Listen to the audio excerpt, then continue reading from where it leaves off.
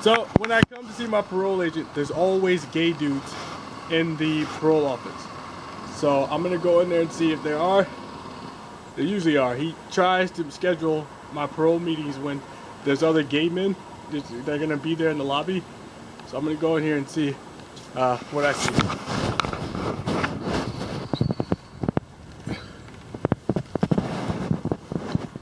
Okay.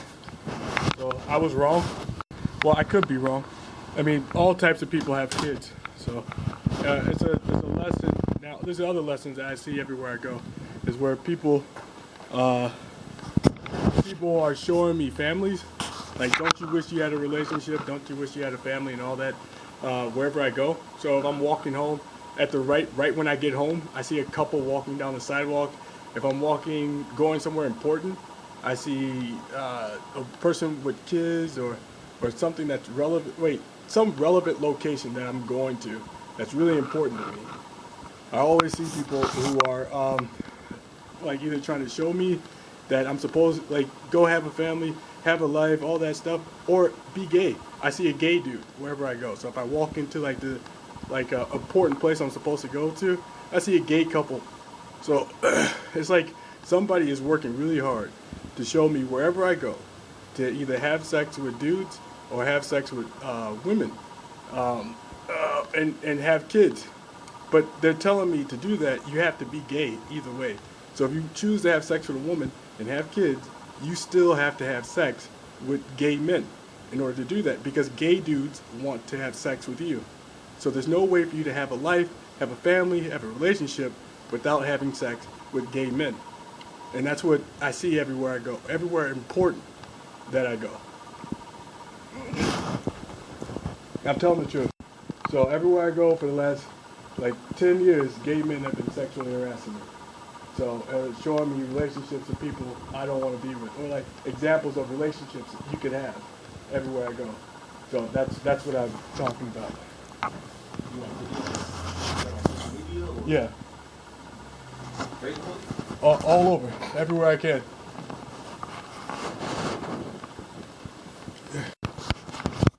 I'm gonna be on there. Probably. If you want, I can blur you out or cut you out. It's up to you. What's your favorite on Facebook, man? I don't have Facebook. I have YouTube. You got YouTube. YouTube. I put it all on YouTube. John Lattimore on YouTube.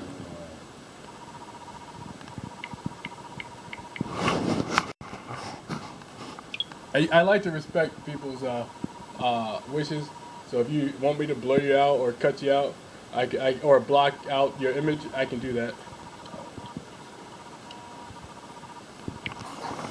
Twitter too, John Lattimore.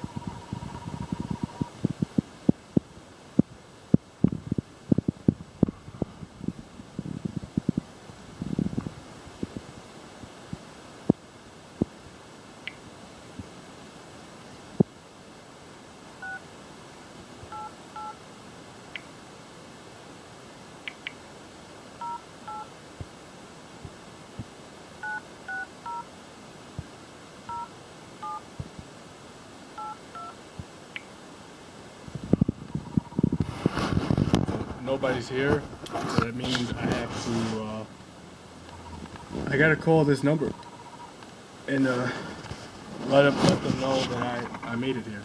But he knows. This dude, Dasan knows exactly that I'm here already, and he's gonna act like he doesn't, but he does. It's technology. You say you don't act like you know. Yeah. Why would he act like he's not here? One second. I got to call and then record at the same time. I'll answer your question.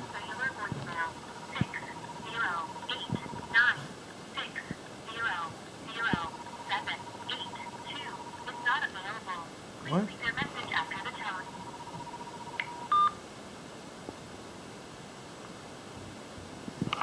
So I just called my agent, and there's no answer. It's this guy right here, and he's playing games. He knows I got to get to work after this, so he's playing psychological games again. So make him fear. So if you do something, the thoughts that occur after you do something to somebody are the psychological games people like to play. So if he knows I'm in a rush or I have to get to work, he'll wait or ignore my phone calls or do something that's that makes me think about other things. And those other things are like this guy is doing it on purpose. This guy is trying to hurt make me late for work. All the things that people would think about when someone doesn't answer a phone call. So it's psychological games. So he waits, doesn't answer the phone call to make you think about other things that he wants you or you will probably think about. Psychological games.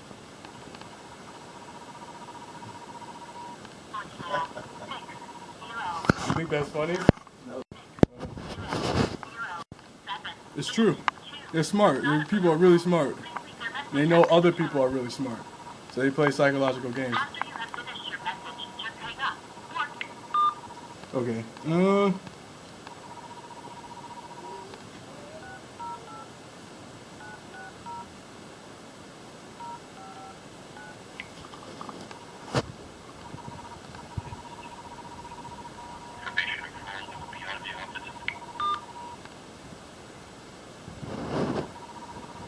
So, I'm calling the other agents right now to see if they'll pick up the phone and answer, but I don't think they will, because they work together. It's a Department of Corrections. They protect each other and they work together. So it's unlikely that anybody here is going to answer this phone, and I'm just standing here waiting for somebody to come here and respond. So I called my agent twice, no answer. That shouldn't happen. He knows I have a meeting today at 10:30 with him, and it's 10:35 right now. So he should be expecting me or walking out of that door any moment. Either one. Or answering his phone.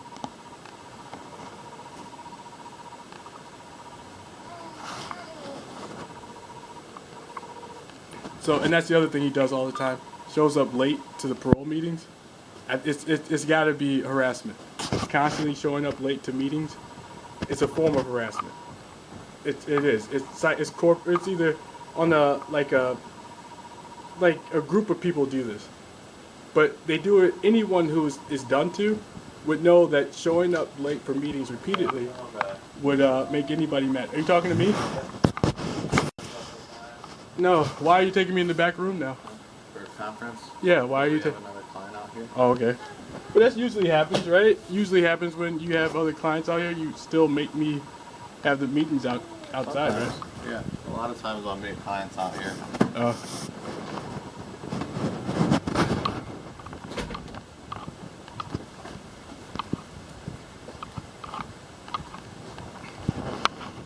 Any changes?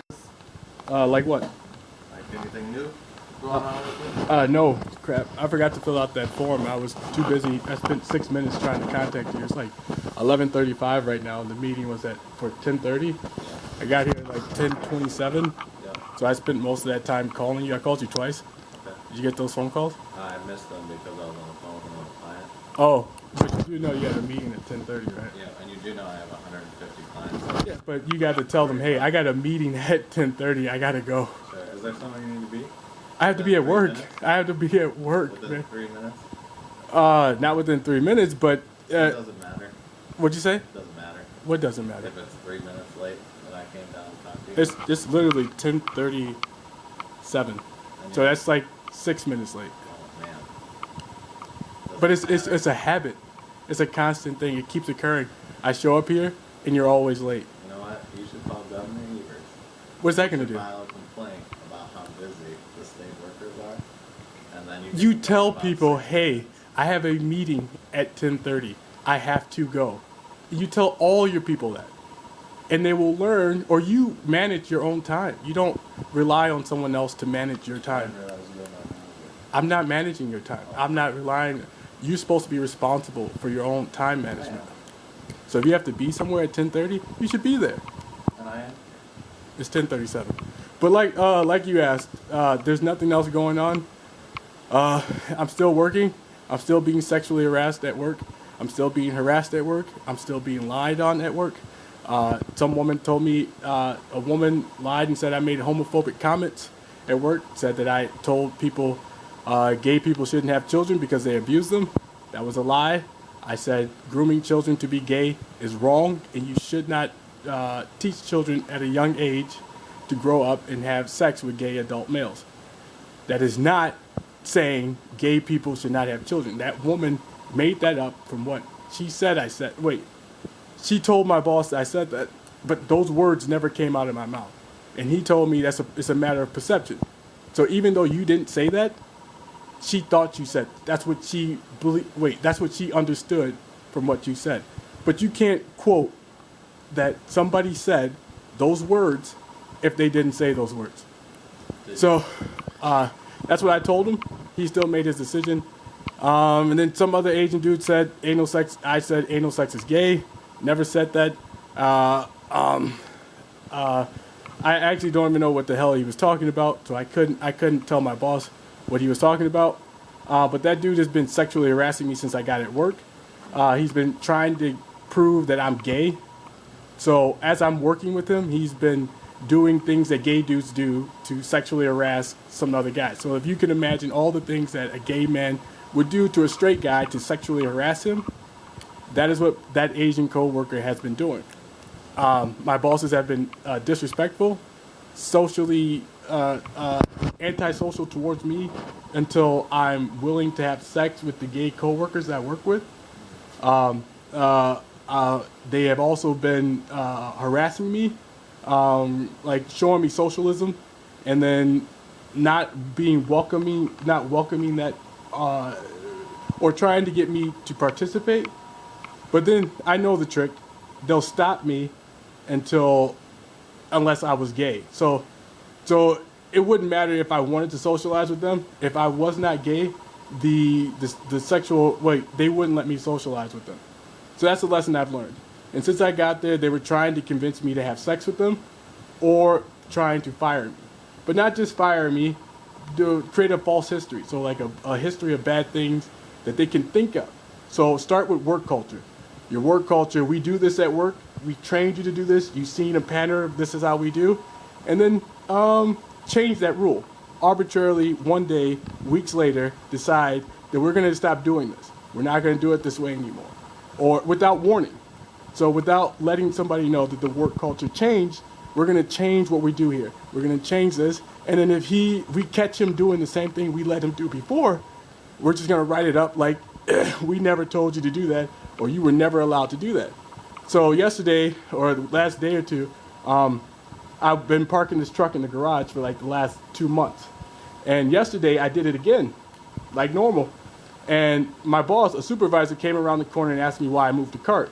Something I've also done for the last 2 months, moving things out of the way so I can park the truck in the garage. And my boss came around the corner yelling, "Why did you move my cart? Why did you move my cart? Why did you move my cart? You're not allowed to move my cart." And I told him, every day I come here, I move anything in the way of the truck. He said, "Don't touch my stuff. Don't touch anything I put anywhere." Like I was supposed to know that he put this cart here at some point in the time period that I got, since I've been gone. I had no idea whose cart it was or why it was there. I just moved it. And if he wanted to move back, he could have just asked, when you're done unpacking the truck, move the cart back wherever it was. He didn't say that. And then I started yelling. So that's a constant thing. So my employers, instead of talking to me, they choose to yell. They yell really loud, or they play games. They say "John" in the warehouse without saying anything else, or they change what we do, whatever. So the truck came. I parked the truck, got out of the truck, and then the dude started lying and say he never told me I could park the truck in the garage. So for 2 months, I have been parking this vehicle in the garage, and yesterday, he said, "You were never given permission to park this truck in the garage." So it's like he's trying to hurt my feelings, lie to me, hurt my feelings, and make me feel like I did something wrong. And all things that would make anybody mad, right? So they're not trying to fire me or let me go. They're trying to get me arrested for an altercation, because that's aggravating. It's an aggravating cycle. Things to do to somebody. Yell at them, tell them they did something wrong that they know they've been doing forever, and then to yell at them, tell them they did something wrong, that they've been doing since they got here, and then lie to them. So all those things are pretty aggravating. And I knew it right away. It's a hostile environment. And I also know, I looked online, I learned about setups. So people set things up to cause an incident, altercations, the instigators. So you say something that hurts somebody's feelings, makes them feel bad, insults them, means something to them, like really meaningful to them. Like working's really important to you. I'm gonna hurt your feelings so that you think you're doing a bad job. Didn't you just do that to me? Well, you arrived here at 10:37. But see, so let's put it in that context. Okay. So you just said it hurts your feelings when you do that to someone. It hurt my feelings to have to wait 7 minutes for you to arrive. I hate that. I have a usual routine. I come here, I fill that form out. I shouldn't have to call 4 parole agents. Do you think I intentionally made Yes. you wait? Yes. That is not true. That's what I believe. Well, that is not true. I don't intentionally make you wait. I have 150 clients that I'm working with Uh-huh. that I'm trying to give them the same attention and the same time that I give to everybody. Okay. What I was dealing with was a victim situation on the phone. Okay.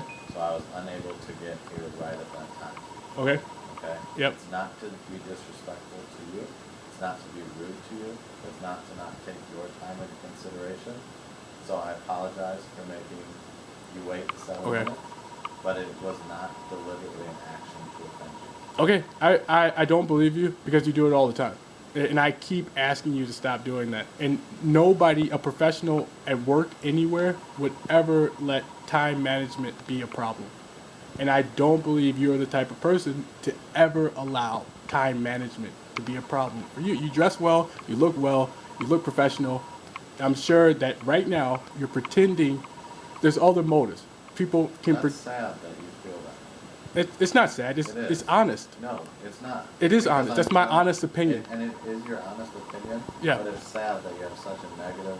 I don't have a negative opinion about you. You look professional, you seem professional, but you can also behave unprofessionally. It's a human ability. It's a very, and it's a countrywide issue. So just because no one's telling here, doesn't mean it's not happening here, where people look, act, and behave portray themselves professionally and are expected to be professional, but they aren't professional. And all it takes is for someone to tell. And that's when people see that over here, these people weren't being professional as well. So at your work, you believe they're unprofessional. Yes, In that sense. absolutely. And everything I've been tweeting about since I've gotten there, has happened. As soon as it happens, I usually try to tweet it or tell somebody. And that's pretty much all that I can do.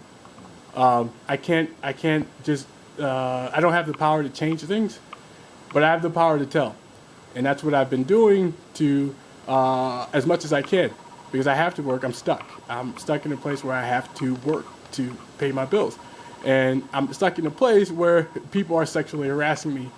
So it's, and harassing me or lying or saying bad things about me to create a false history so that wherever I go following this employment, they'll be able to lie. Well, it's a false history.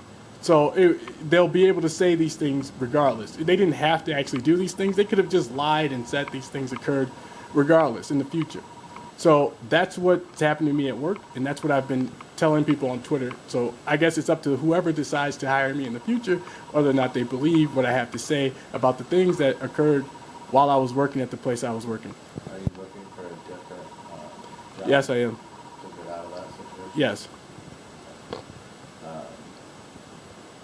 Okay, so it sounds like you are dealing with a lot at work and having to go through, some of the same struggles with work. So probably the best course, like you said, is to find a new position that you feel more comfortable. Yes. Okay. So is there anything else that you want to talk about today? Police contact. I'm still talking to celebrities, people I've met using technology. Somebody just electrocuted my genitals. So everywhere I go, my genitals are still being electrocuted. They're playing with my anus. The dude Todd Hall that you told that's on my rules that I have no contact with is constantly trying to convince me to have sex with dudes while I'm at home. These kids I grew up with who chose to grow up and be gay adult males or gay adult females throughout my life are constantly talking to me, telling me what life they could have lived if I chose to be gay with them. These people are constantly, these celebrities, these gay celebrities are constantly talking to me. Which one? It's various celebrities. So if you can turn on the TV, it's probably that celebrity who's talking to me or saying something to me, telling me that if you're gay, you can be a celebrity like us. The only way you're going to make it here is if you're gay. And I'm telling them, I don't even want to be famous. I'm telling on you. I'm trying to tell on you. I don't want to be famous. And they say, no, you want to be famous. You want to be famous. You want to be famous just like us. And I said, no. So it's a constant back and forth of a conversation like what I just told you. So not the same words, but it's basically the idea. So these celebrities talking to me, these politicians saying that we're not legally allowed. We won't help you politically because the issue is so bad of what was happening to you is so bad that we don't want to help you or we don't want anyone to know. And that's the conversation going back and forth. I'd say, I don't care. It's not that big of a deal. These people will still, the people in the world will still do the same things they did the day before, right? Nothing's going to end because you admitted to the bad things that you've done to me throughout my entire life. Or the people you've helped, or the technology you put in these children's bodies and turned on and tortured and harassed and lied about and covered up for years, well, for decades. No one's going to change, it's not going to change the way people in the world do the things they do. So that's still happening to me. My genitals are still being electrocuted. There's someone pulling at the inside of my scrotum, like electrocuting the muscles and separating, like pulling at the muscles of my scrotum to get me and telling me that if you want to work, this is how you're going to have to work. We're going to pull on your scrotum to make it harder for you to work, to make you suffer, unless you choose to have sex with gay people. So whoever invented this technology did it to hurt people who chose not to have sex with gay dudes or gay people. And if your family is gay, they say that you are also supposed to be gay. Your father, your mother, they chose to be gay, then you have to be gay as well. That's what these people keep telling me. They're talking to me right now while I'm talking to you. Or they're trying to. Every second or two, they say a word, like one word or two words to get a thought across while I'm trying to speak. They're stopping me from thinking about all the other things they've told me. I don't know, this technology can stop your memory, stop your speech pattern, stop all types of things. And I've been telling you this for the last 3 years, I think, or telling my other parole agent this, I'm still telling. I think it's good that you continue to talk about it and let it out, because it's definitely something that bothers you. It's technology, and it's bothering people across this country. And that's what you see on the news. You see people doing weird things or saying that they're hearing voices, but someone is working very hard to protect this technology and to cover it up with lies like this is schizophrenia, which is impossible. Or this is a mental disability, which is also impossible. You just made those lies up to cover up the technology. Is there anything I can do to help with this? No, my job, if what I tell these people who are talking to me all the time, is that my job is to tell. My job is to keep telling, and I think that's what I'm supposed to do. My life should wait. That's not. Someone just told me to say my life. Your life explains everything, but my job is to tell. So, with that being said, I'm glad you talked to me about that. Thank you for telling me. And then I think we'll plan our next appointment. Okay. Sound good?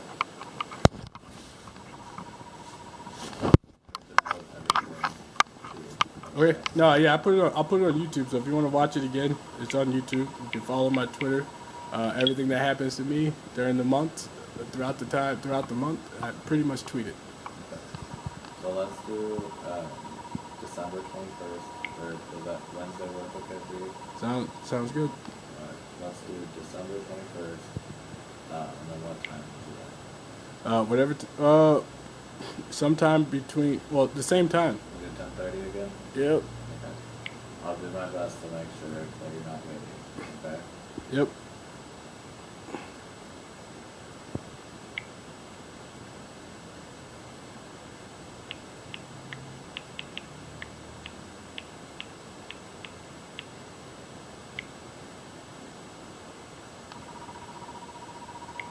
I just sent a text to you too with that appointment time, okay? Yep. Cool. All good. Thanks for coming in.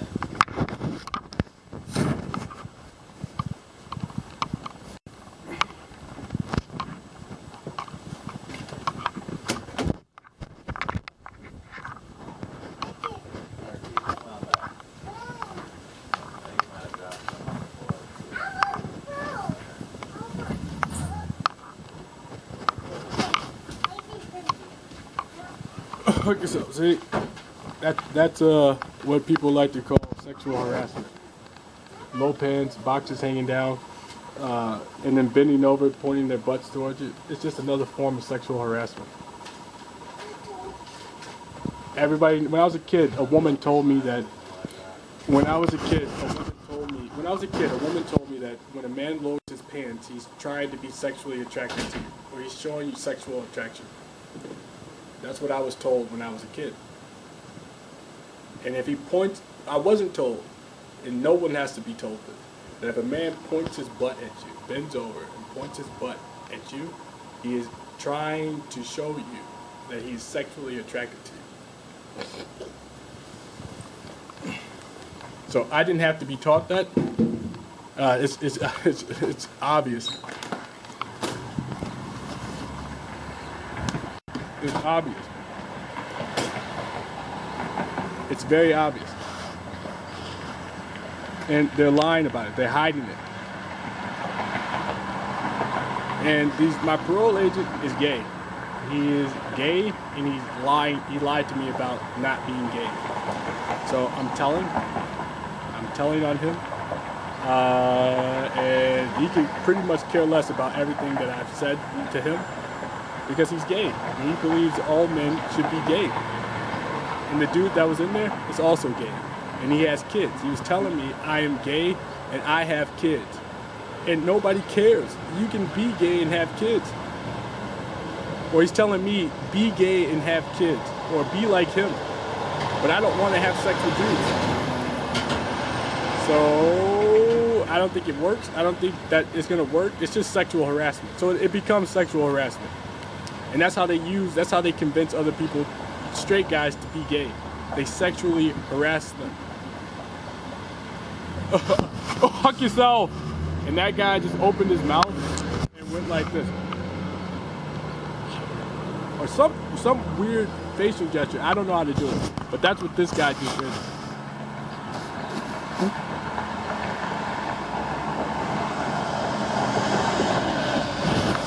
I don't know how to do what he just did, but if you guys have seen gay people sexually harass you, then you know exactly what I'm talking about. I don't know why they're lying about it. Why are you wasting all this time lying about the sexual harassment and the harassment that you guys have done to me over these years? It's like this gay community of people are trying to lie and cover up the sexual harassment for years.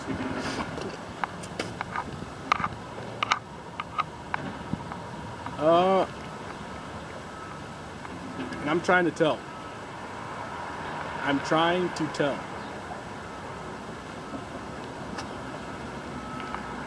I'm trying to tell. Someone just told me to talk about your Uber, your Lyft, your how much you're gonna pay to go to work today. And you're gonna pay like a lot of money to go to work today because your parole agent scheduled your meeting at a time where you couldn't catch the bus to get to work today like normal. Or he scheduled it too early. The perfect time would have been 10 o'clock. He scheduled it at 10:30. 10 o'clock would have been the perfect time to get here and get to work after while catching the bus. 9 o'clock is a little too early. Would have been too early for me. There's too much time between then and getting to work by bus.